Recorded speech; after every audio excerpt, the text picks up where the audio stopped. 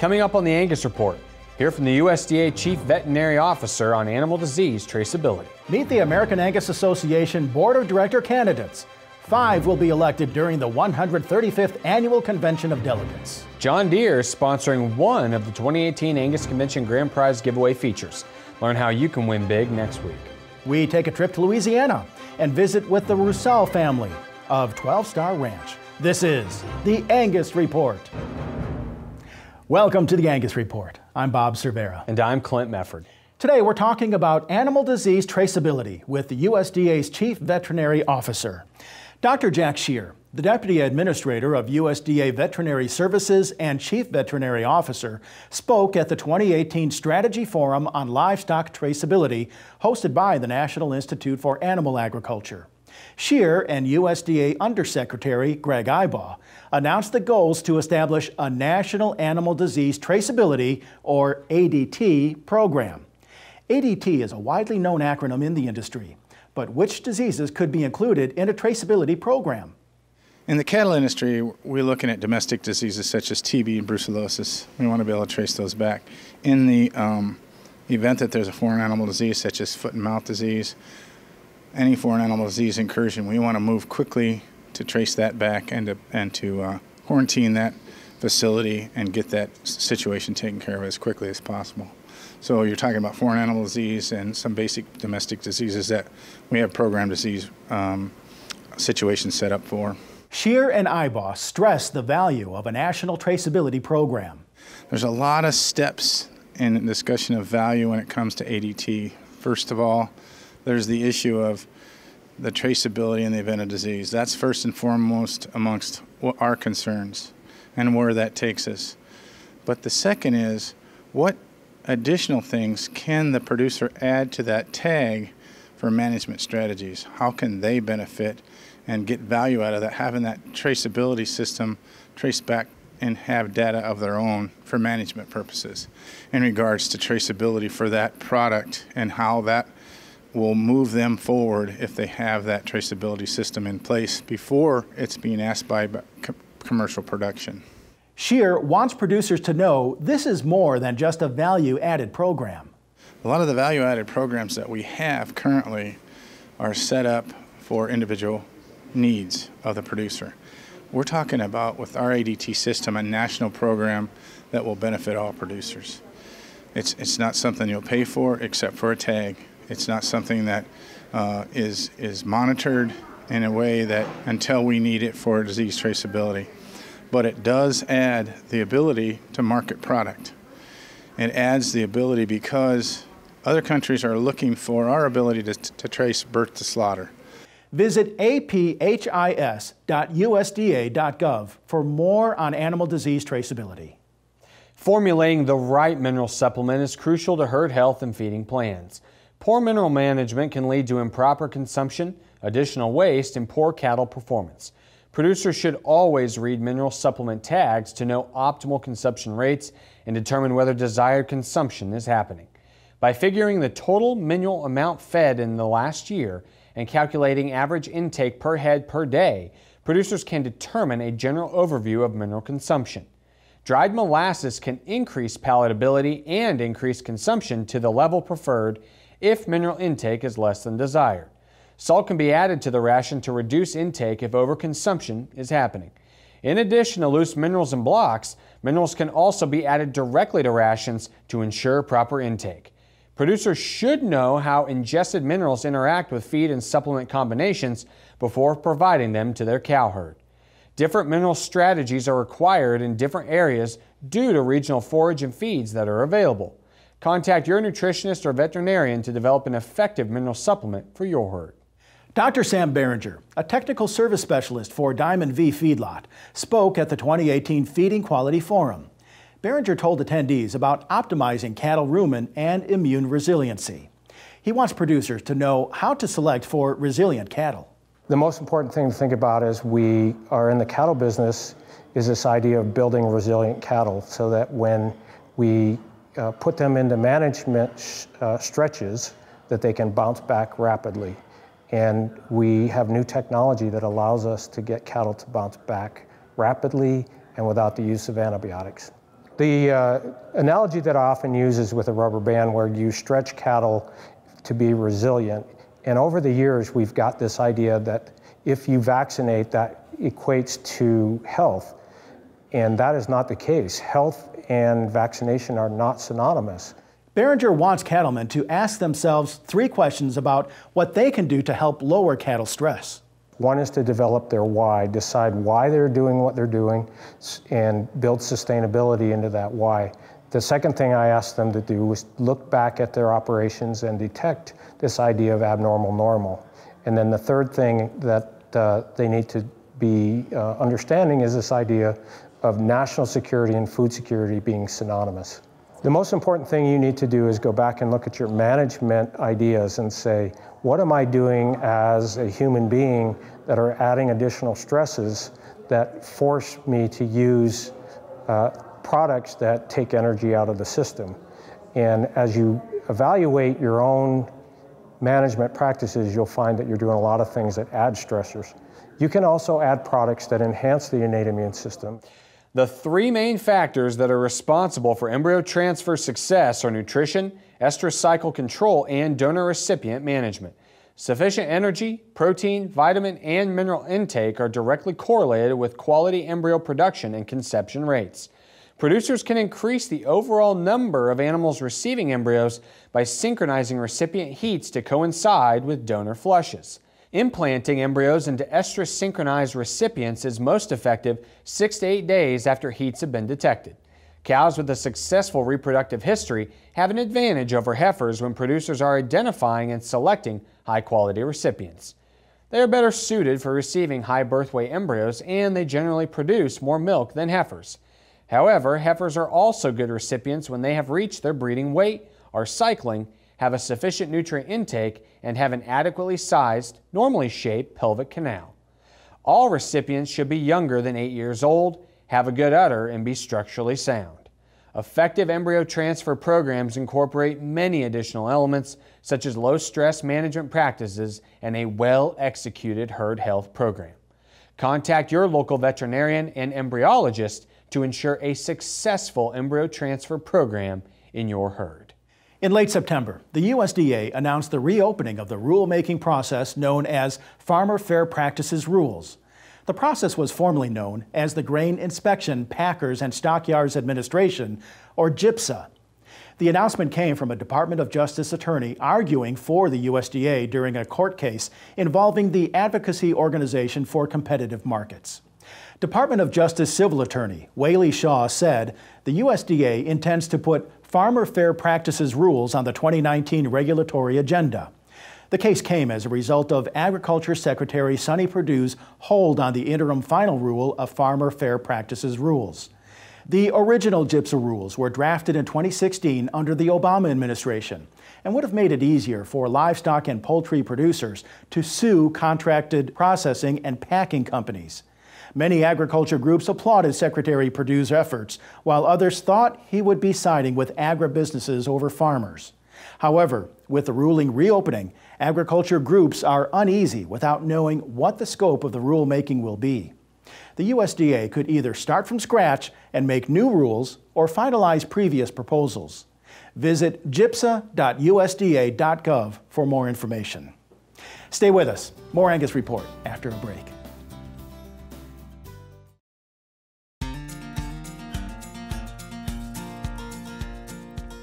Welcome back to the Angus Report. The 135th Annual Convention of Delegates is next week in Columbus, Ohio. And there is business to be conducted, including electing 5 members to the American Angus Board of Directors. Rachel Robinson introduces us to the 2018-2019 board candidates. The Annual Convention of Delegates is during the 2018 Angus Convention next week in Columbus, Ohio. Members serve a 3-year term. The candidates are Jim Brinkley of Missouri, James Coffey of Kentucky, Chuck Grove of Virginia, Mike McCravey of Georgia, Steve Stratford of Kansas, Tim Todd of Montana, and Mick Verlick of South Dakota. The delegates elect the president and vice president. The elected members take office immediately following the election. Business items will also be voted on. We thank the 2017-2018 Board of Directors and Officers for their time and dedication to the American Angus Association, and we look forward to working with the new leaders of the association. Visit angusconvention.com for more information. We check in now on the latest cattle market news with our market update, brought to you by Cattle Facts. Hello, I'm Marcus Bricks with the Cattle Facts Update. For the week of October 5th, 2018, data from the U.S. Energy Information Agency shows U.S. crude oil production at 11.2 million barrels per day.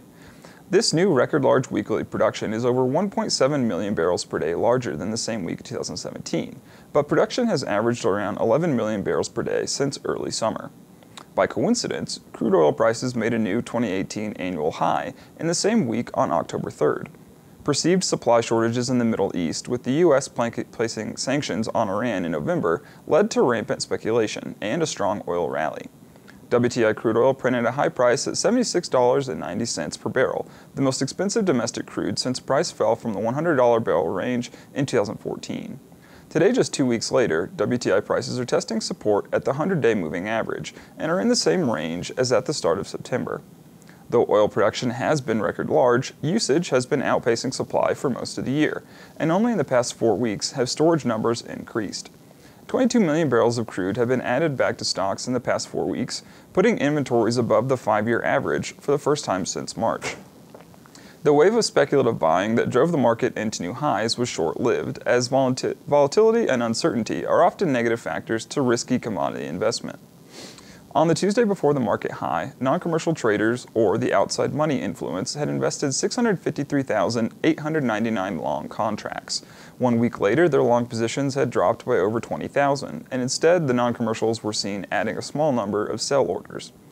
Improving fundamentals and softer influence from the outside investors both contributed to the oil price pullback, but prices remain supported in the high 60s.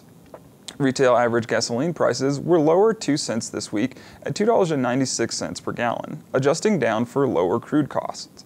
Retail diesel, however, was another cent higher at $3.39 per gallon, tracking a record of setting new highs in each of the last 3 weeks. Diving into motor fuel inventories shows this relationship more clearly. While gasoline exports have increased considerably this year, inventories have been mostly flat for months and are currently 15 million barrels above average. Diesel prices are more of a challenge because their inventory levels have improved seasonally, but are still below average and below a year ago. For the Angus Report and Cattle Facts, I'm Marcus Briggs. To learn more about Cattle Facts, your leading source for beef industry market information, visit cattlefacts.com. Next on the Angus Report, we visit with one of the 2017 Angus Convention Grand Prize winners. And we learn about the 2 2018 grand prizes. Stay tuned.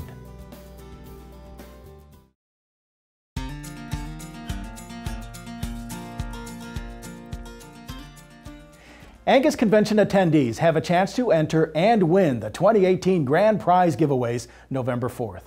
This year, the 2 prizes are a 2018 Gator crossover utility vehicle donated by John Deere and a complete livestock handling system provided by Prefert and True Test.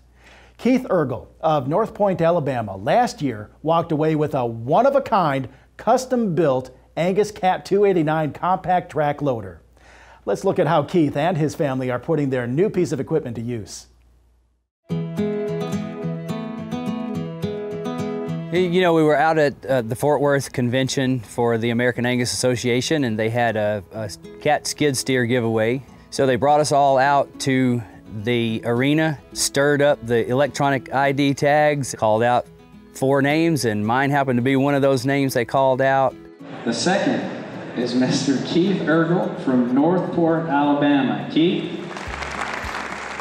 They brought us then into the ring, and they scanned a fella from Michigan's tag, and he won the Prefert system, and then that brought it down to just 3 people, and I was one of those, obviously. There was another gentleman just ahead of me. He entered the code to unlock the skid steer, and it didn't work for him, so that meant there was a 1 in 2 chance. And you know, it was a very unnerving moment. When I punched in the codes, I could barely hit the button. I was shaking so much, but got in there and punched in the code, and it said, "Welcome winner." You know, when that moment happened, when I saw "Welcome winner," I was pretty stunned. I looked up at the screen, and in my mind, I was saying, I think I just won this thing. You know, we're really looking forward to this cat on our farm. We constantly have fence rows to clean up. We are constantly building new fence. There is an auger that you can put on there to help to drill fence post holes, and we're constantly moving dirt and cleaning out catch pins, and you know, there's really nothing you can't do with a skid steer. My son Miles will also be taught how to drive this thing so he can make some of his own money. I was actually at home with my papa, and he said, "Your dad just won this piece of equipment." And me and my sister were shocked. It made me feel really excited because I thought my papa was just joking. And then he flipped over that picture with Dad standing on the front of it. And it was pretty cool. It's just really gonna help us out a lot. It was great to see his reaction and his son's reaction, and you know, the whole family was excited. It's equipped with the suspension undercarriage, which is going to help those guys going over rough terrain when they're lifting to load stuff. The Tier 4 emissions does not require any operator input. It's going to do it automatically, so it's a passive regen system. The machine has got several attachments that they can put on there for use around the farm. I think this will open up some opportunities for Keith on the farm to maybe do some stuff that he hasn't been able to do in the past with this piece of equipment. And it's also going to open up new business for us because we've got a new partner in business where he can come to us for an attachment or anything else that he may need on the farm. You know, we couldn't be happier to have Caterpillar and the American Angus Association partnering on this deal. You know, there are so many people out there that need equipment, and you know, maybe for a small operation like ours, it's just not feasible to purchase something like this. But we're really blessed to have Caterpillar and the American Angus Association offer someone the opportunity to benefit from a great machine like this. Visit angusconvention.com to learn more. Up next, we take a trip to the Deep South and learn from Louisiana Angus producers. We'll be back after this.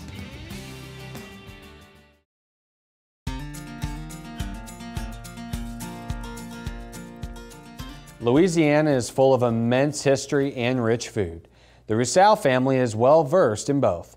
They can trace their family lineage back to the early 1700s. Even with a deep bayou history, the Roussels are fairly new to the business breed.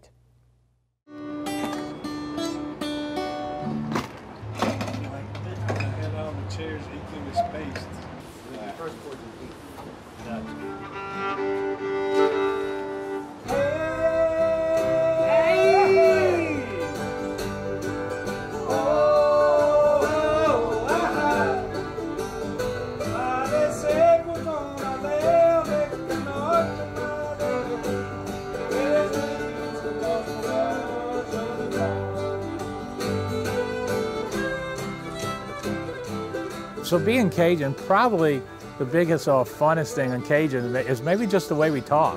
No matter where we go in the country or anywhere, they figure out you're from Louisiana. You know, we know where you're from Louisiana. 12 store over here, we run about 135 head of mama cows, and every October we have our bull sale, and we sell about 45 bulls, and we calve out maybe 15 to 20 heifers. I guess we have farming in the Roussel blood, because in the early 1700s is when we have records of our family farming in Louisiana. There's nothing like Louisiana when it comes down to food, and you know, we go crabbing, we go fishing. You know, where we're crabbing today, that was our backyard, that was our playground and growing up as kids, and still is. One of the interesting things is every section of Louisiana has their own culture, and I took a fiddle lesson in Lafayette just so I can learn the music culture of Lafayette. We have a jam group, we call ourselves the P-Town Ramblers, and we just play music from all spectrums, you know, and we just like to entertain and play, and it's just a way to forget about the rest of the world. We like to have a good time.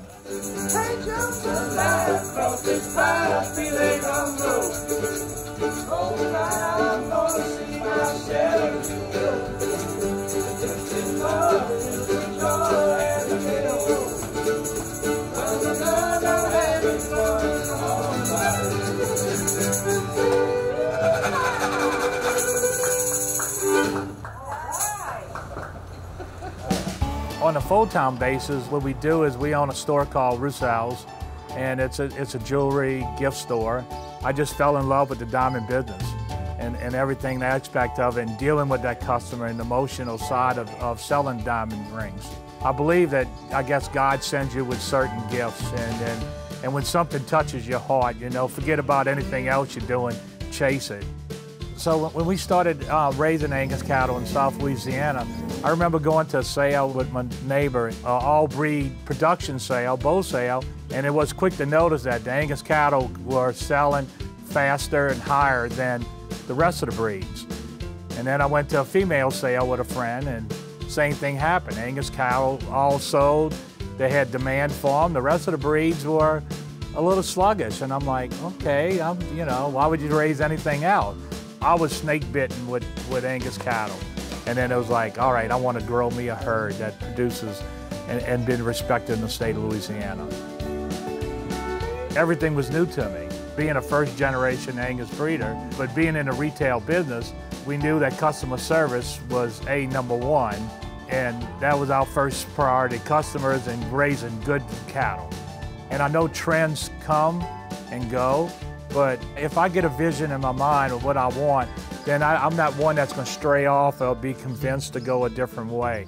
I just felt like that Angus mama was just a great mama, and the bull had a demand for it, and trying to breed things that are maternal and low birth weight with a lot of growth. And that was sort of like our goal for the last probably 10, 12 years on that. On the rewarding side of the cattle, kids just growing up in the junior side of Angus, you know, I mean, they would say, what are y'all doing here? You know, you're jewelry store owners. But we understood that if your kids had to take care of the animals and the responsibility to learn, you know, they're the future of everything. You want them to express ideas because it's a changing world out there. You know, since having retail stores, you have to get away from there. You can have the hardest day of work and get here in the evening and fall in love with the outside world, you know, just getting your hands dirty and ride through your cows and all your problems go away. Something about being next to your Angus cattle, there's just some mystique about it.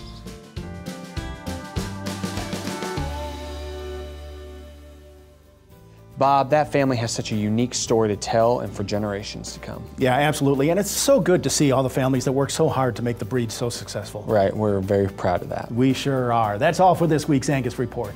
We'll return next week at this time for more cattle news and highlights. In the meantime, subscribe to our YouTube channel, Angus TV, for more from the association. Thanks for joining us.